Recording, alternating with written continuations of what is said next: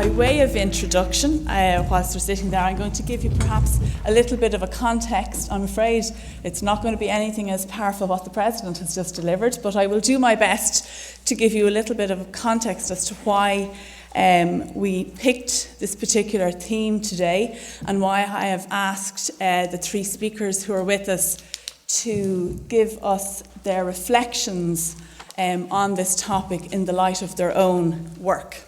So as you know, we have been working in the area of adult literacy for quite a long time, that is NALA. And in the 90s, which I think the President referred to, there was a significant development in adult literacy services, in funding, and in general awareness of the issue. And I suppose there may be a leap in our understanding of what literacy meant in the late 20th century. And since that time, we've seen, I suppose, a lot of development. And unfortunately, however, when the crash came, a lot of that kind of momentum possibly came to an end. And we have now begun, I suppose, a new period of looking at what level of opportunity is available for people who wish to improve their literacy, numeracy, basic ICT skills.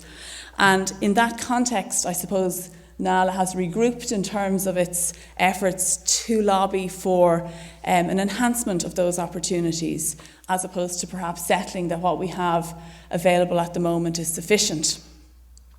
And one of the things that we really need, I think, in our efforts to make a case for increased opportunities is we must draw attention to the views, the reflections, the evidence where it exists in research of the importance of literacy, not just in its own right, but in the context of wider development in our society.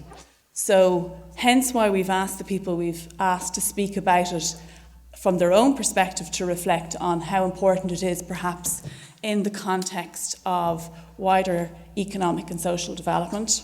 Whether that's further education and training, employment, unemployment, and all the issues that go with that, whether it's in the area of parental involvement in children's learning, and finally, whether or not it's in relation to the whole area of health inequalities.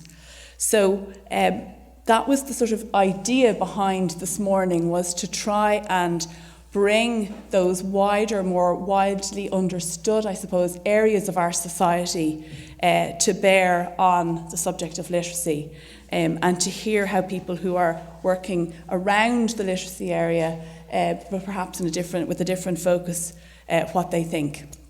I suppose for my part, I just wanted to say a couple of things, drawing from, I suppose, the whole idea that we all understand the importance of both educational attainment and educational qualifications for life chances.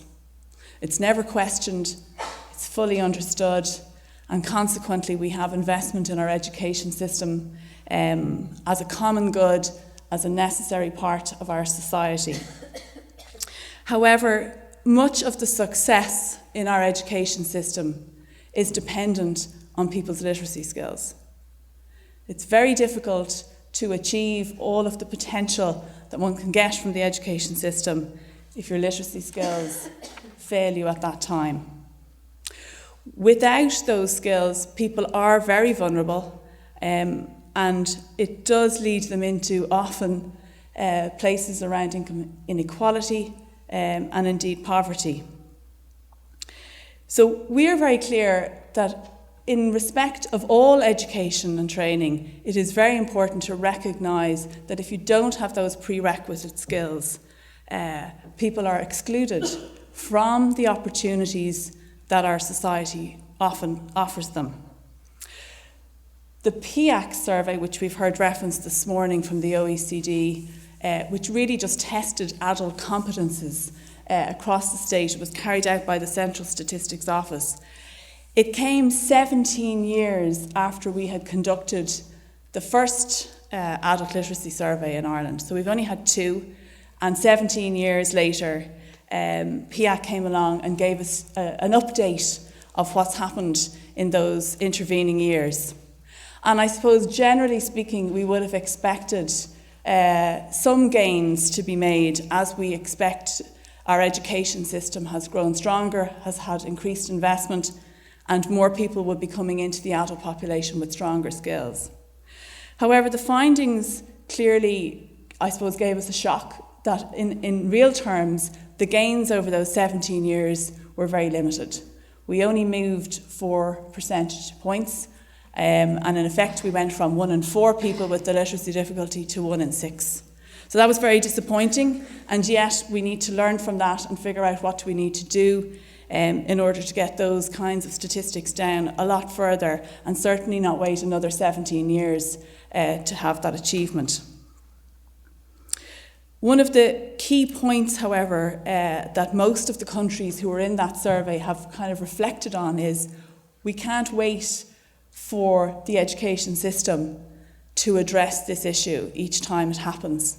There have been no major gains in many education systems around the world, and to some extent even in Ireland, over the last 17 years. So we're not producing huge gains there that are going to make a massive difference to our adult population in the next 20 years. So therefore, the people who are there now are the people who are going to be in our labour force, raising our children, working away, trying to get jobs. They're there now and they need support now, and we can't really afford to use them as an excuse for which to actually leverage more funding into prevention, albeit being a very important aspect of what is required.